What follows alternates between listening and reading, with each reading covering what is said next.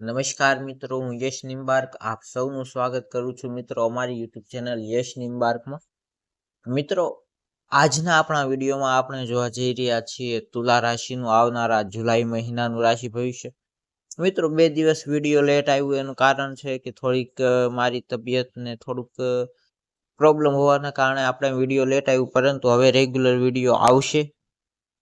તો જો આપે અમારી યુટ્યુબ ચેનલ યશ નિમ્બાર્કને સબસ્ક્રાઇબ ન કરી હોય જે લોકોએ, તેઓ ફટાફટ સબસ્ક્રાઇબ કરી દો અને બેલ આઇકનને ઓલ ઉપર સેટ કરો, જેથી આપને આવનારા અમારા હરેક વિડીયોના નોટિફિકેશન મળતા રહે।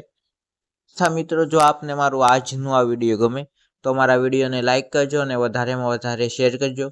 તો ચાલો શરૂ કરીએ આપણું આજનું આ વિડીયો તુલા રાશિનું આવનારા જુલાઈ મહિનાનું રાશિ ભવિષ્ય।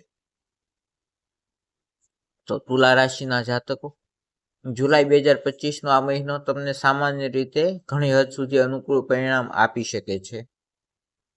આ મહિને સૂર્યનો ગોચર મહિનાના પહેલા ભાગમાં તમારા કર્મ ભાવમાં રહેશે, કે જે આપના કર્મને આધારે આપને ખૂબ જ સારો એવો યશ અપાવી શકે છે આ માસ દરમિયાન। એટલે આપને ખાસ પોતાના કર્મ ઉપરથી આ મહિને આપનો યશ મળશે અથવા તો આપની કીર્તિમાં વધારો થઈ શકે છે।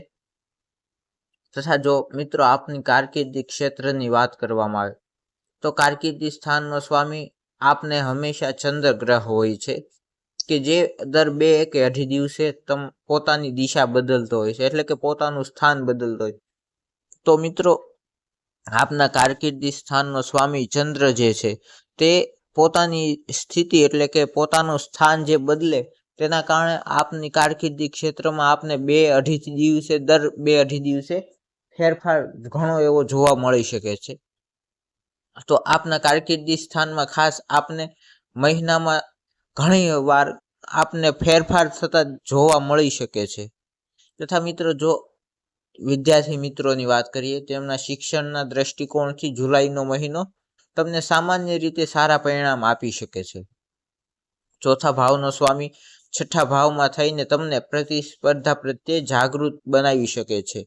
એટલે કે મિત્રો, જે વિદ્યાર્થી મિત્રો છે તેઓને આ માસ દરમિયાન પોતાની આસપાસના વાતાવરણમાં પોતાના જીવનની અંદર થઈ રહેલી પ્રતિસ્પર્ધાની જાગૃતતા આ માસ દરમિયાન આવશે। એટલે કે આ માસ દરમિયાન આપને પોતાની આસપાસમાં થતી પ્રતિસ્પર્ધાની વિશે જાગૃતતા આવશે, આપ સજાગ થશો તે બાબતે, આપ સ્પર્ધામાં ઉતરી શકો છો।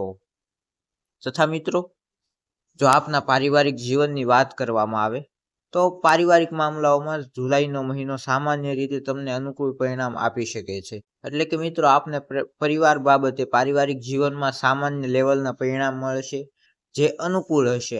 આપની પરિસ્થિતિ સામાન્ય એવી રહેશે પારિવારિક જીવન બાબતે।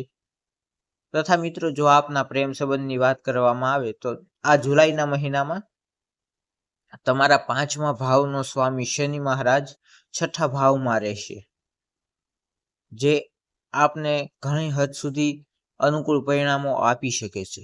તથા મિત્રો, જો આપની આર્થિક સ્થિતિની વાત કરવામાં આવે તો આર્થિક સ્થિતિ પ્રમાણે તમારો આ મહિના દરમિયાન લાભ ભાવનો જે સ્વામી સૂર્ય મહારાજ છે એ પહેલા ભાગમાં એવરેજ તો મહિનાના બીજા ભાગમાં સારી એવી સ્થિતિમાં રહેશે, જે આપને આર્થિક મામલાઓમાં આ માસ દરમિયાન સારી એવી સ્થિતિ આપી શકે છે।